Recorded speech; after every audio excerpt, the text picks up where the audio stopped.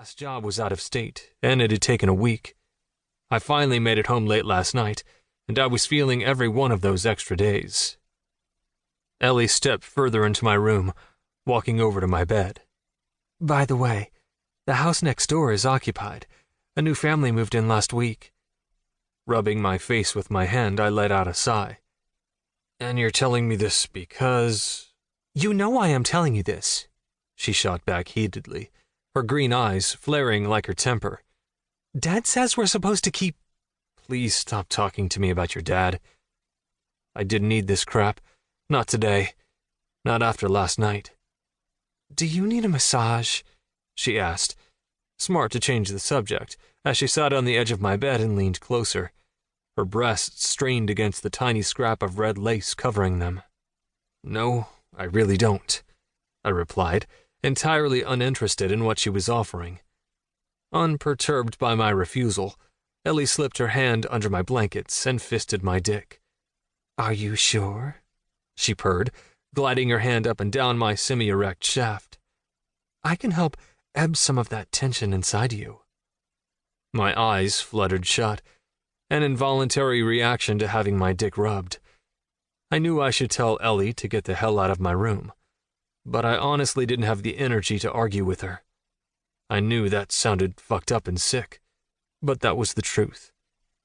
Instead, I gently knocked Ellie's hand aside and rolled out of bed before walking stiffly into the adjoining bathroom and closing the door in her face.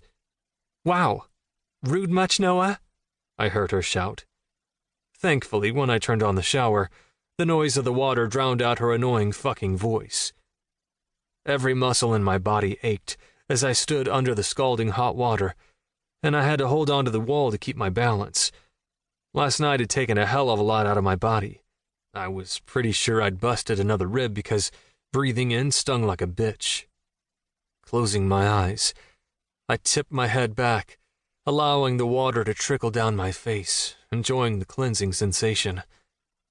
With any hope, the water would wash away my memories, or better still, my conscience. Every inch of my body was aching by the time I made it out of the shower and got dressed. Pain was coursing through every muscle attached to my spinal cord, and I honestly didn't know how I was staying upright. I felt like jelly. I looked like shit. I was fairly certain I wouldn't be able to work tonight. Hell, I was fairly certain I needed medical attention. Pushing my pain to the back of my mind, I made my way down the staircase and headed into the kitchen to refuel. Popping a slice of last night's pizza in my mouth, I grabbed another and headed out back. As soon as I stepped outside, I heard the sound of a guitar strumming, followed by a female voice singing the lyrics of a song I'd never heard before. "I changed my life to make you love me, but in the end it doesn't count.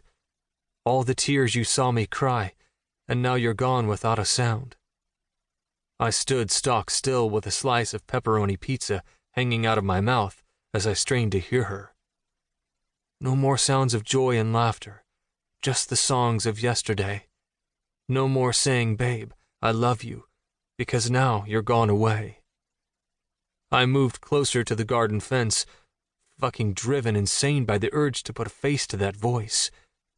And now I wonder just how long it'll take for me to say I love you. A willowy blonde sat cross-legged and barefoot in the garden next to mine, with the guitar almost the size of her resting on her bare thighs. Swallowing my last slice of pizza, I leaned against the wall separating our houses and watched her play. To another man, another face, another heart, another fake. Throwing her head back, her long blonde hair splayed everywhere as she played with her eyes closed, singing at the tops of her lungs, her fingers a blur of movement, and I was fucking fascinated with her. There was a time I would have fought for you. There was a time I would have ignored your cruel words when I overheard you say I wish I never met her. Not anymore. Not today. I want more. I deserve better. She finished her song and placed the guitar on the grass beside her, before lying down with her eyes closed and sighing heavily. Her blonde, wavy hair looked like it hadn't been brushed in days.